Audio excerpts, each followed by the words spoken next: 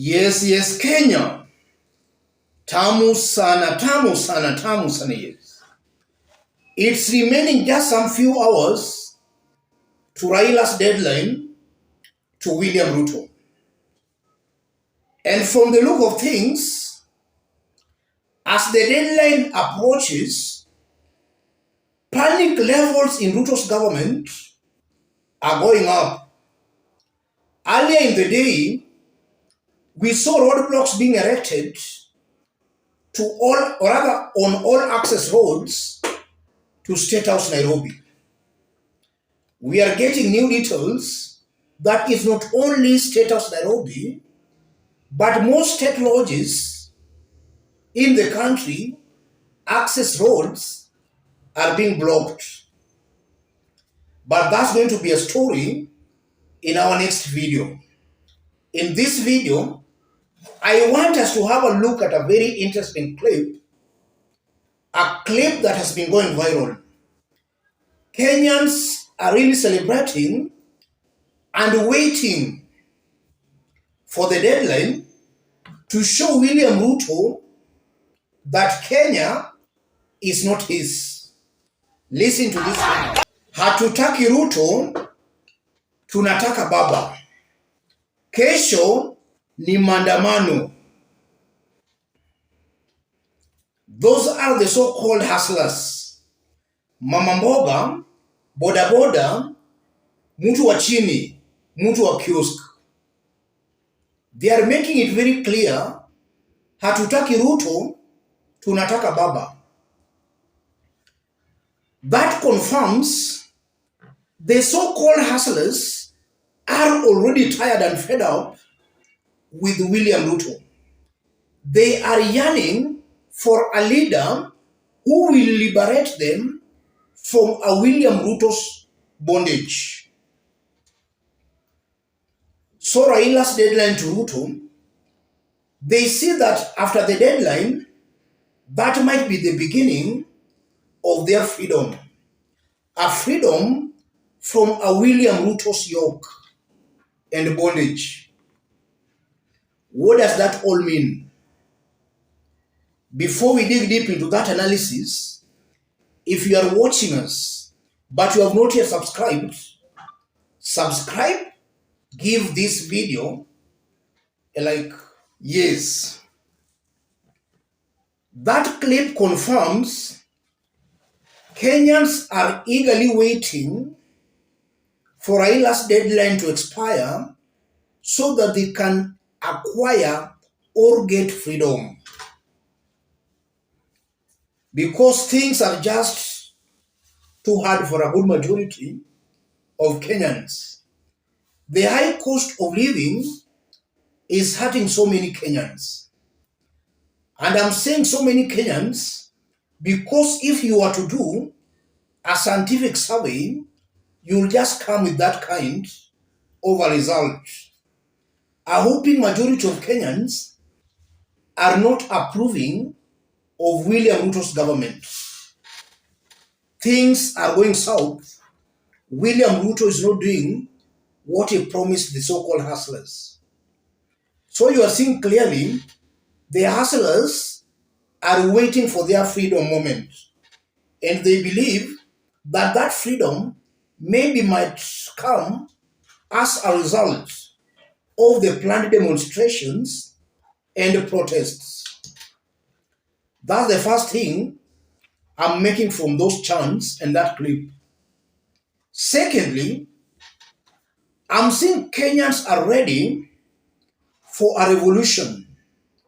They just need a spark, something that can lead them to that revolution. If that thing can be protests, then so be it.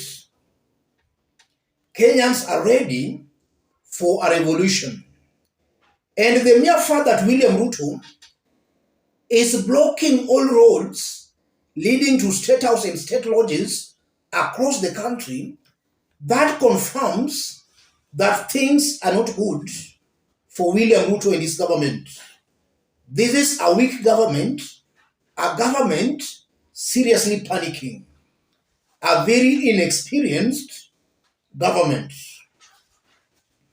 Another thing coming from that clip, it will be very hard for William Ruto to actually convince the so-called hustlers that he means well for them. And when I say about that, I'm assuming that maybe when William Ruto now will come back to the people to ask for maybe a re-election in the event he will be lucky to reach 2027, Ruto's narrative of bottom-ups is a narrative that has now been tested, and it has been found out it was just a propaganda, a political myth. Ruto is in power. Instead of implementing that bottom-ups, he's still busy campaigning for 2027 and telling Kenyans on how Uhuru Kenyatta's government failed while he was part of that government. So Kenyans are not seeing anything tangible in this bottom-up government. And in fact, Kenyans are coming to terms with reality that the so-called bottom-up was to benefit the rich in the society and William Ruto close political allies and associates.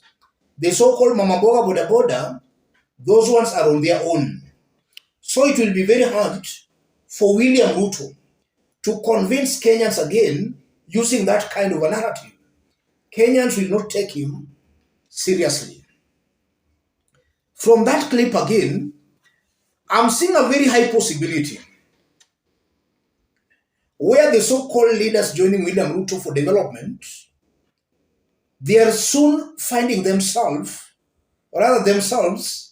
irrelevant on the ground, because it's coming out clearly that they are not joining William Ruto for development, but for their own personal gains.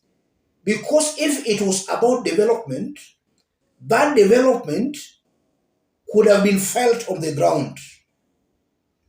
So I'm seeing a very high possibility again here, where the so-called leaders joining Ruto's government for development, they will soon find themselves very irrelevant on the ground.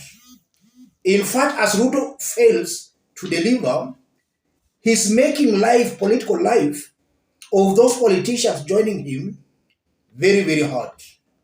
In fact, I won't be wrong to say, Ruto is killing their political careers.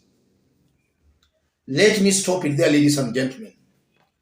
But in case you are watching us, but you have not yet subscribed, give this video a like. Any other person who wants to support us, I've pinned my number on the comment section. Contact me through the number, or feel free to channel your support to the number. Feel free. Those chants tunataka baba tutake Ruto confirms Kenya is ready for a revolution. Kenyans are yearning for a leader who will liberate them from a William Ruto's bondage, and that leader is coming out as Raila Odinga. Let's meet in our next analysis.